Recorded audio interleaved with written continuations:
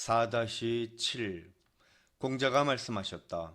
사람이 잘못을 저지르는 건 모두 다 어짐을 실천하지 못하고 편들고 치우치기 때문이므로 잘못한 행위를 가만히 살펴보면 그가 어진지 아닌지 알 수 있다.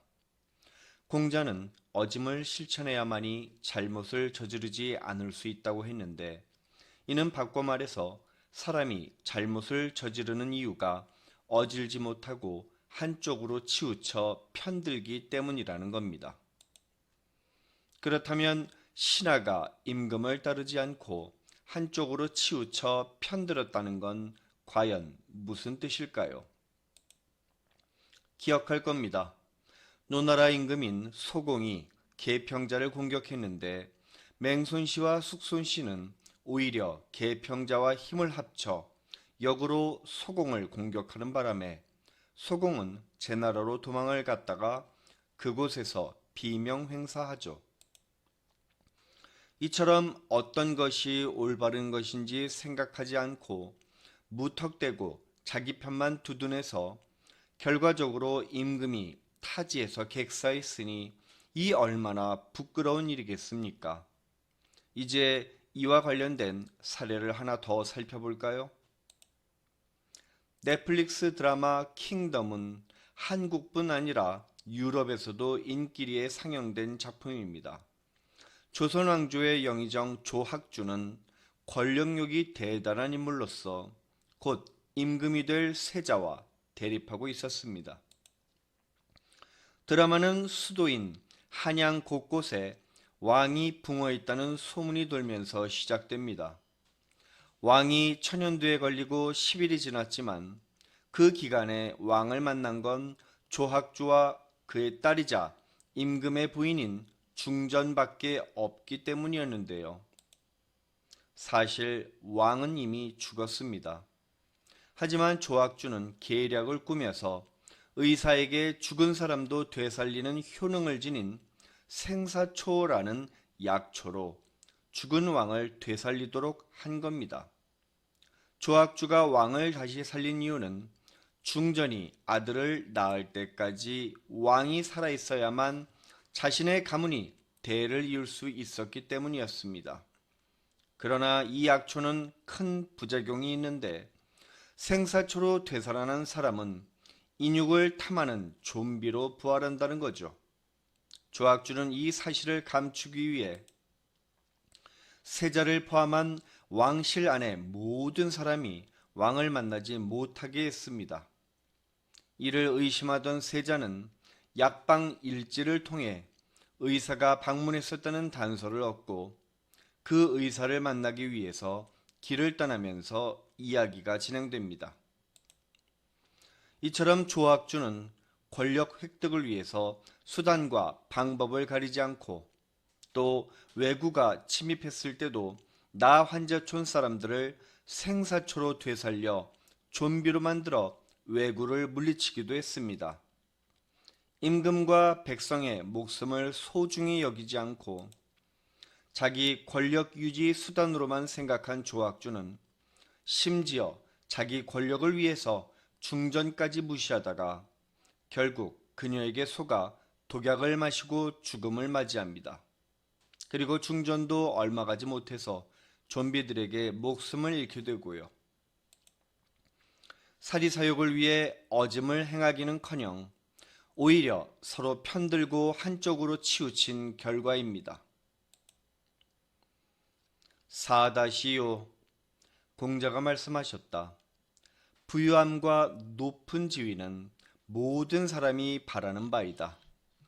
하지만 예로부터 내려오는 성인들의 통치 이념인 도를 실천하면서 얻은 게 아니라면 결코 그 재산과 지위를 탐내서는 안 된다.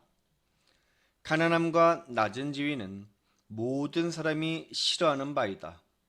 하지만 도를 실천하면서 뜻하지 않게 그렇게 되더라도 결코 가난함과 낮은 지위를 멀리해서는 안 된다. 이처럼 지도자는 오로지 도의 구성 요소인 어짐을 어떻게 실천할지 고민해야 하니 어질지 못한데 어찌 후세에 그 이름을 남길 수 있겠는가? 따라서 참된 지도자인 군자는 단 한순간도 어짐의 자세를 잃지 않는다.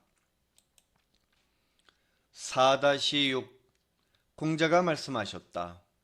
나는 어짐을 행하기를 좋아하는 사람이나 어질지 못한 일을 미워하는 사람을 만나본 적이 없다. 어짐을 행하기를 좋아하는 사람은 더 이상 요구할 게 없고, 어질지 못한 일을 미워하는 사람은 어질지 못한 이가 안 좋은 영향을 미칠까봐 자기 곁에 가까이 하지 못하도록 한다. 단 하루라도 어짐을 행하려고 힘쓰는 사람이 있는가? 나는 어짐을 행하고자 애쓰지만 힘이 부족해서 못하는 사람을 만나지 못했다. 아마 그런 사람이 분명히 있겠지만 내가 직접 만나보지는 못했다.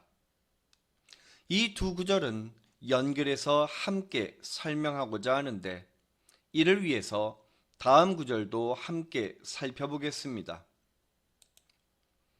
5-20 공자가 말씀하셨다. 위나라 대부 영무자는 나라에 도가 있으면 충언을 아끼지 않았고, 나라에 도가 없으면 군주의 무도함에 관계없이 목숨을 걸고 그를 진심으로 섬기고 따랐으니 어리석을 정도로 우직하다. 나라에 도가 있을 때 충언을 아끼지 않는 것은 나도 할 수 있지만, 나라에 도가 없을 때 군주의 무도함에 관계없이 목숨을 걸고 그를 진심으로 섬기고 따르는 우직함은 내가 감히 흉내낼 수가 없구나. 즉, 공자가 여기서 왜 영무자를 이처럼 극찬했는지 이해할 수 있다면 자연스레 4-5와 4-6이 뭘 의미하는지 알 수 있죠. 이제 다음에 좌전 기록을 정리한 내용을 살펴보겠습니다. 위나라 성공은 초나라와 인척 관계를 맺었는데, 당시 북쪽의 강국인 진나라는 남쪽의 신흥 강국인 초나라의 북진에 민감해하고 있었습니다.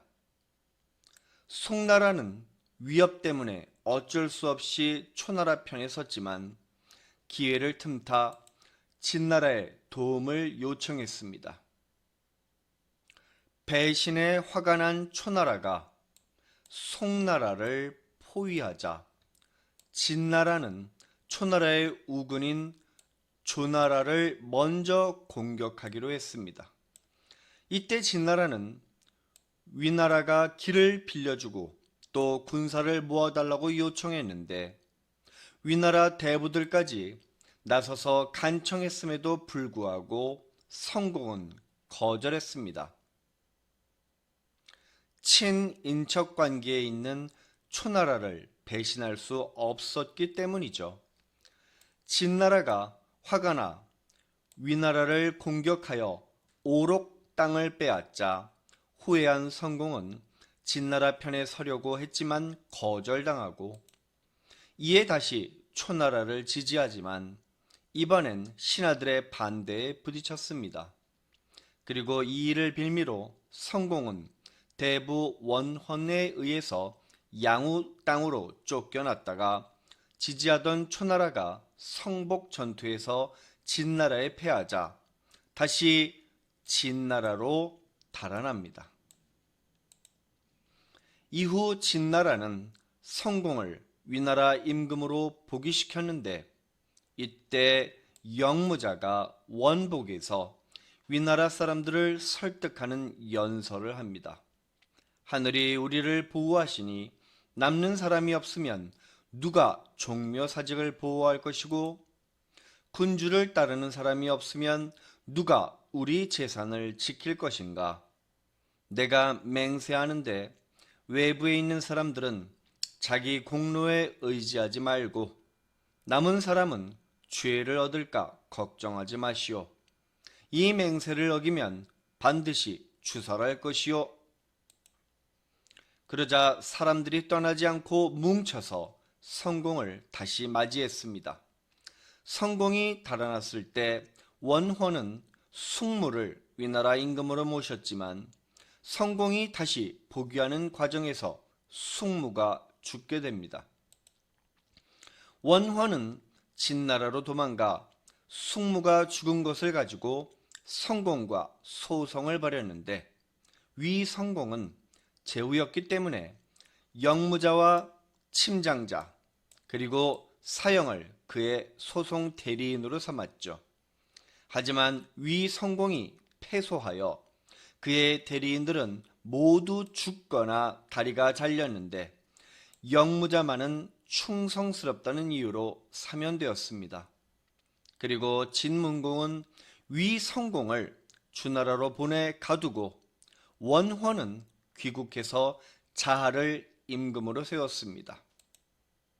2년 뒤 진나라 문공이 의사를 시켜서 성공을 독살하려고 했는데 영무자가 의사에게 뇌물을 줘서 독약의 양을 적게 타게 했습니다. 그 덕분에 성공은 죽지 않았고 노나라 희공이 주나라 천자와 진나라 문공에게 옥을 바쳐서 성공이 석방되게 했습니다.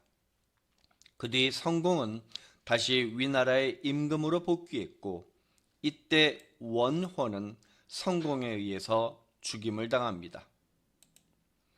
4-7의 말뜻처럼 원호는 임금을 진심으로 섬기지는 못할 망정 한쪽으로 치우쳐 편드는 잘못을 저질렀기 때문에 결국 비참한 최후를 맞이했던 겁니다.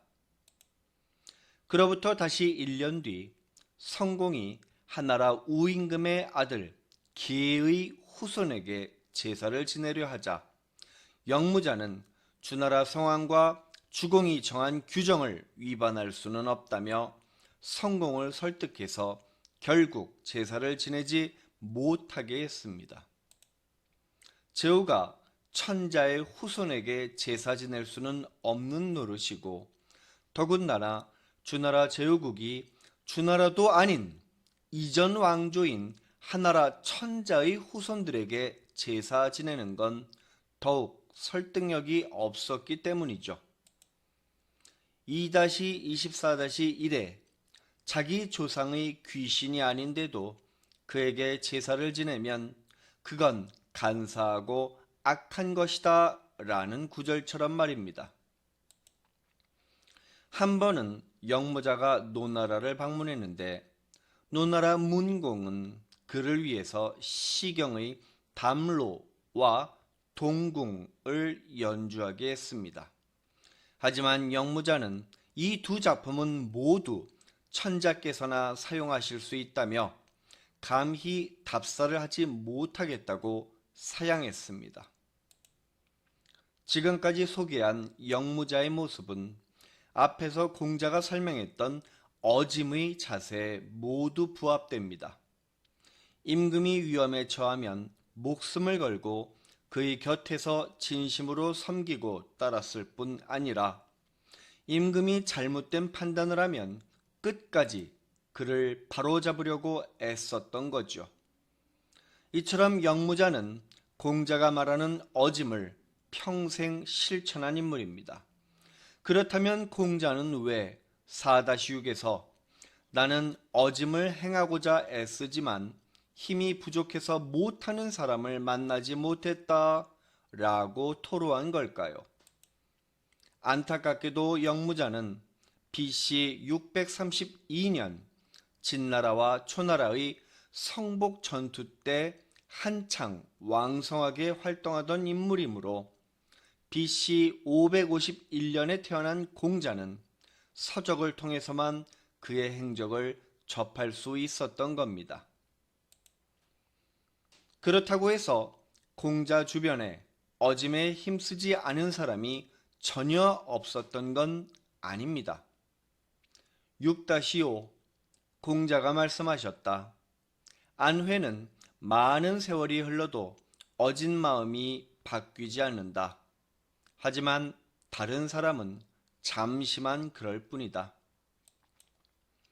이처럼 공자에게는 안회라는 걸출한 제자가 있었기에 아마도 그는 제자 양성에 모든 열정을 쏟았나 봅니다.